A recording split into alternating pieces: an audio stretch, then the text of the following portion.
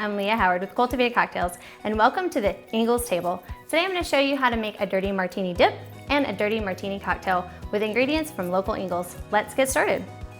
With our dirty martini dip, I was able to get everything I needed from Ingles, and a lot of it is our Laura Lynn brand, which is really wonderful. I enjoy that a lot.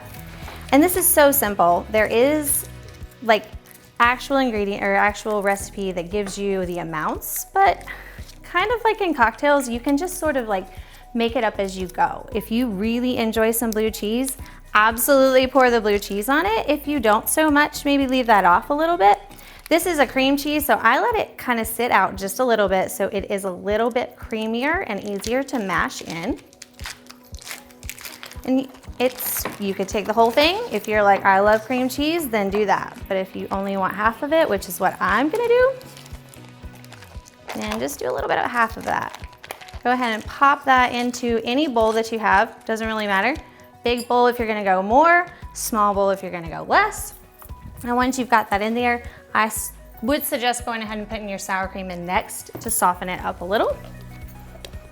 You probably have a regular spoon. I have a bar spoon. But that is because next we're gonna make that dirty martini to pair with this. So again, there are exact measurements. I'm not a measurement gal.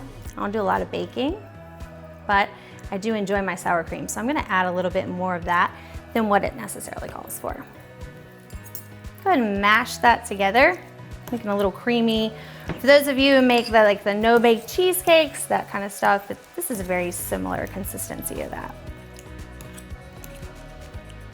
Okay, once that's good, I know you guys can't really see that, but it's kind of mashed up and looks a little yogurty in there.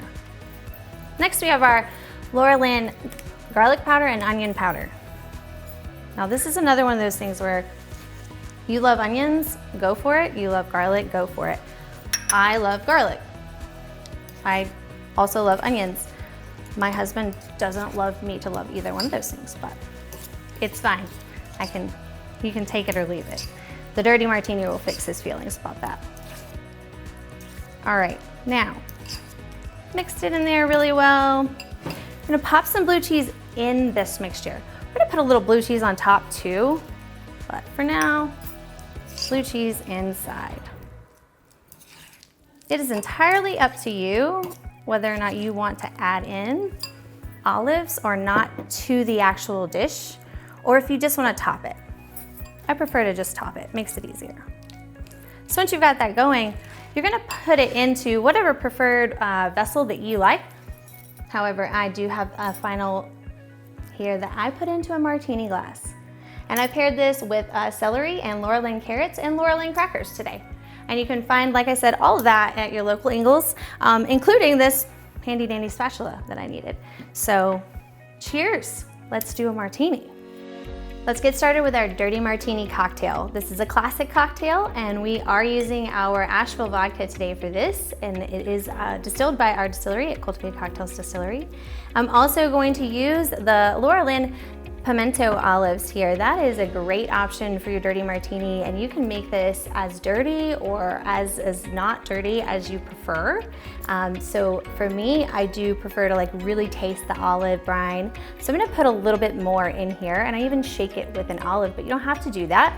But I do think it's really delicious that way. Always gonna start with a dirty martini. Just pour a little bit of vermouth in here. This is a dry vermouth, and we're gonna do what you call wash the glass. Just gonna wash the glass with that vermouth, and it's not meant to stay in the glass. There are some cocktails that you would leave the vermouth in the glass. Dirty martinis are not one of them. If you happen to have a frozen martini glass, I also highly recommend that. So in our actual shaker today, we're gonna add your vodka. We do 2 ounces of vodka. I'm gonna pour that in there, all the way to the top of that jigger, right over the ice. And there is that age-old shaken or stirred. Shaken, the answer is just shaken. Always shake your martinis. So as we pour it, this is something that you can absolutely measure, or you can do by eye. So today I'm gonna eyeball this, but I'm going to say if you were going to just put it in your jigger, let's say putting anywhere from 0.25 to a half an ounce would be really ideal. So since we're using this brand, and I really like it, I'm gonna go a little heavy. Also, I like that olive juice flavor. The best part about a martini is shaking the martini. The worst part is if you shake it and it spews everywhere. So let's make sure our top is on really well.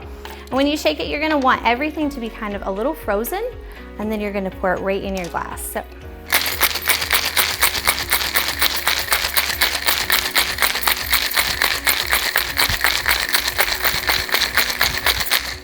you can see like there's a little bit of a condensation going on there.